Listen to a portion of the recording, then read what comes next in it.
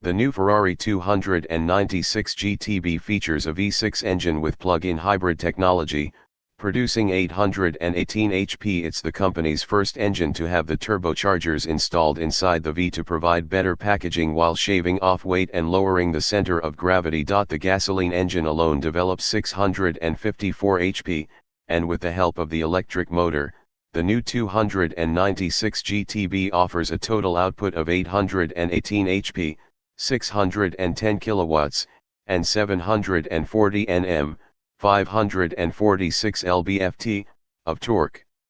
It borrows the latest combustion chamber development from its bigger brother, the SF90 Stradale, and makes use of all new IHI turbochargers that work at up to 180,000 rpm. The electrically assisted punch of 164 HP, 122 kilowatts, provided by the rear e-motor enables a 0 to 62 miles per hour, 100 kilometers per hour, run in 2.9 seconds to match the F8.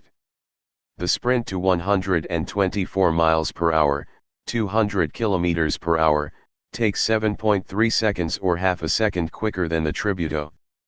Flat out, it will do in excess of 205 miles per hour, 330 kilometers per hour, which is slightly lower than the conventionally powered V8. Superferrar power is channeled to the road through an AT-speed, dual-clutch automatic transmission already seen in the SF90 Stradale. It has a dry weight of 1,470 kilograms, 3,241 pounds, provided it's fitted with the optional Assetto Fiorano Pack Rica,